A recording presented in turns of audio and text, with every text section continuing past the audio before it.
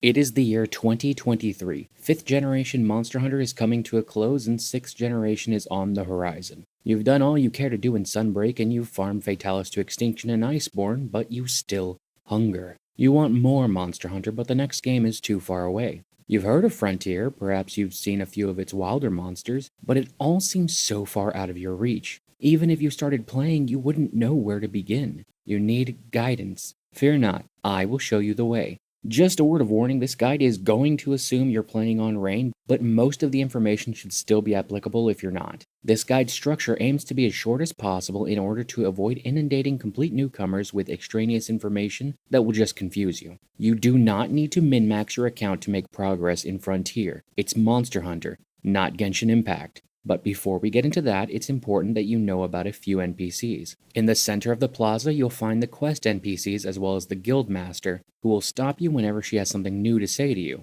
Their names make it fairly obvious which one you need to be talking to in order to access content. For the purposes of this guide, you need only concern yourself with the general quest NPC. Over here, you'll find two of the most important NPCs in the game. First up, we have the grocer, who sells food and allows you to pack and register bentos, which are how you'll get your stat buffs before hunts in Frontier. You'll unlock more ingredients as you progress through the game. For now, just filter for recipes that give at least HP and stamina buffs, and buy as many of their ingredients as possible. Then register them so you can select them before departing. There's no point trying to min-max this, as the best food's ingredients are only available from a daily quest until you're deep into G rank. Next up, we've got the general store, where you'll be buying all of your supplies. She only has basic items for purchase with Zenny, but her inventory is greatly expanded if you select the GCP exchange option. You gain GCP for every minute you're in a hunt, and if you play on a public server, you'll likely get tickets to exchange for GCP. In addition to consumables, you can also buy monster parts via GCP, although I don't recommend doing that prior to G rank, unless there's something you just really don't want to farm. The endpoint exchange tab works identically, but uses your endpoints. That system is completely broken, so don't count on this. Once again, if you're on a public server, you'll likely receive tickets to exchange for endpoints. Your priority right now is to buy the various combo books and inventory upgrades in the general store, as well as stocking up on essential items such as the power charm and armor charm. Next to the general store is the combiner. You can make some special items here. There's not much to talk about for low rank, it's just the tutorial as usual, and there's nothing you really need to worry about here. So we're going to cover hunt prep here first. Craft and buy whatever you need and put it all in your inventory. This means potions, mega potions, stat boosters, hot and cold drinks, as well as your charms. You're going to want to save this as an item set so you can quickly restock before a hunt. In order to aid your progress through the early ranks, I recommend opening up the Hunter Navi. The default command is the right bumper and right trigger. This entire guide is going to assume you're using a controller like a normal human being, by the way. The Navi is a sort of guide through the game, but most of it is irrelevant or a waste of time. So I recommend just doing the ones that give rewards you want, such as HRP tickets. Now let's go to the general quest NPC and begin. You'll notice the first few quests have a yellow diamond icon by their names. This indicates a key quest. Prioritize these quests unless you're farming something, which you really shouldn't have to do in low rank. The red flame icon indicates that a quest can be taken in hardcore difficulty. Do not do this. Complete your key quest, then complete your 2-star urgent to proceed to HR2. At HR2, you unlock the partner and partnya function. The latter is irrelevant, so we'll only focus on the former. Your partner is an NPC hunter that you can completely customize from their weapon to their skills. In the early game, they'll only really serve to distract monsters, which affords you more safety. In the late game, when fully leveled and properly geared, they become nearly as good as an actual human hunter. To make use of the partner system, what you need to do is go to the Rasta bar. Here you'll see a number of named characters hanging out. These are the Legend Rastas. You can hire them as mercenaries with the Legend Rasta ticket, but these are incredibly rare, so use them sparingly. Each Legend Rasta is a master of a single weapon. All you need to do is find the Rasta who has the weapon type you want your partner to start with and speak to them. You then select the partner option, which will prompt you to select a few attributes for your partner. Don't think too hard about what weapon you want your partner to wield, because they'll gain the ability to use any weapon pretty quickly. After speaking to the Legend Rasta of choice, you need to return to your home, where the Rasta will be waiting for you. You will then be prompted to customize your partner's appearance, after which they can join you on hunts if you allow for 2 or more participants. By speaking to your partner, you can give them equipment, buy skills, and lend them items. I recommend not spending GCP on partner skills until later in the game, as you're going to want the GCP to accelerate your progress in elite rank. What I do suggest is going to lend item, and buying the powder set for 1000 GCP. This will allow your partner to heal you and give you hot and cold resistance, alleviating reliance on hot and cold drinks if you choose to take your partner out on hunts. You can also elect to have your partner use 20k HRP tickets to accelerate their own leveling process. Don't give them 4k tickets, as those are best sold for GCP. At this point, I recommend going back to the general store and buying any new upgrades. Try to get used to doing this after every rank up. As for the actual quest level, just proceed with your key quests and do your urgents to move into high rank. Welcome to high rank, although you can realistically consider this the advanced tutorial since it's largely business as usual. Your first objective here will be the creation of a Hunter Talon Charm. You're going to need to buy a second set of power charms and armor charms. Then go to GCP Exchange and grab 2 Lao Shan claws. Combine one of each charm with your claws to get a power talon and armor talon. Then combine these with their respective base charm to get a power talon charm and armor talon charm, which you must then combine together to create the Hunter Talon Charm. Keep this in your inventory and update your item set. At HR3, you also unlock Transcendence. The Guildmaster will accost you after you progress to HR3, so you don't need to do anything else. Transcendence is a skill added to your item bar. It starts off grayed out, but fills out as the hunt timer winds down. When it's gold, you can use it to gain an attack buff, and if you do enough damage to a monster while it's active, you can activate it a second time for a special attack. It doesn't really matter much at this point, so don't worry too much about it and just use it if you remember to. The only thing of import unlocked in HR4 is My Torre.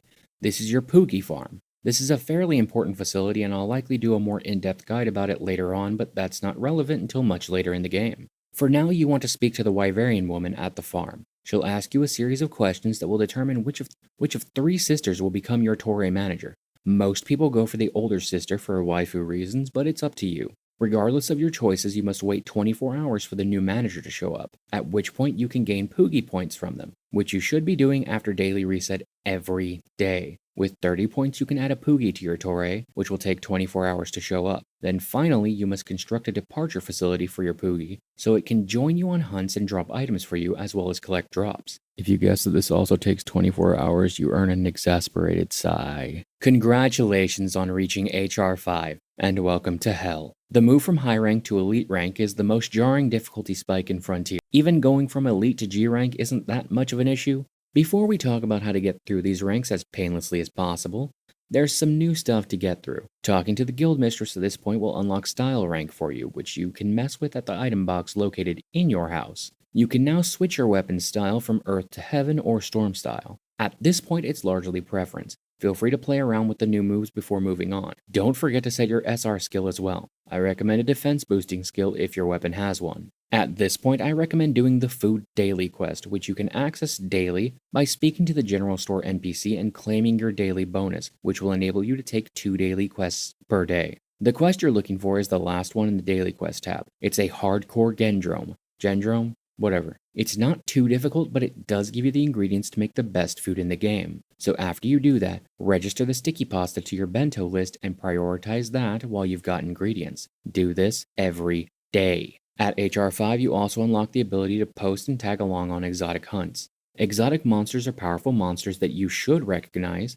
except this time around you just need one piece of their gear to get a whole skill. Now, let's talk about how you're going to get through this rank.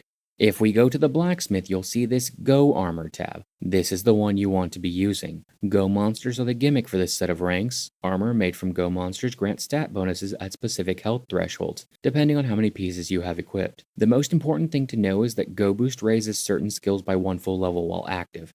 However, at this point that would require you to be at full health, so don't worry too much about it. Listen, I'm not here to hold your hand and tell you exactly what you need to be using. You're an adult and I trust you to figure out how to play a children's video game. But I do have some suggestions here. Narga Kuga offers the most valuable exotic skill with evasion +2 for just 1 piece. Typically, the recommendation is to grab the chest. The problem is that Narga will punch a hole right through you if you go straight for it fresh out of HR4, so don't do that. A piece of Seregios or Shigara Megala armor can also be good if you have access to endpoints, since exotic parts can't be bought at this rank with GCP. Aside from that, I recommend going through the Go Armor tab and looking at the skills. Prioritize the usual things like attack up, evasion, sharpness, crit eye if you're a blade master. Fencing is also really good. You can also craft decorations at this rank. If you look at the Deco tab in the blacksmith, you'll see this G Deco tab. They're not G rank though. But you won't see anything in it until you have some of the materials to make a decoration. The easiest way to check these decos is to go to the GCP exchange, and then decos, then buy one of each jewel. or just look it up on Farius, which I'll have linked in the video description. There is a quest you can take to get Attack 3 deco materials, which is on screen now, and I recommend doing that a few times to get Attack up large at the very least. Aside from that, just bite down and do your keys. This part is much less painful if you aren't like me and don't insist on playing solo before endgame. You may also have Legend Rasta tickets and health pots which decrease all damage by 70% available to you. Don't feel ashamed for using them, do whatever it takes to get through this and move on. HR6, the beginning of the end. You're almost there. All that unlocks at HR6 is the My Mission function. This is a series of over 200 missions that boost your stats in various ways. A lot of these require hardcore to be toggled on. You can check the specifics of your current mission by going to SR status in the menu. Due to the difficulty of HR6, I recommend taking a break to do as many of these missions as you care to, just to give you a little boost before having your spirit broken by supremacy monsters. Aside from that, keep upgrading your gear and move forward. HR7 consists of a single quest.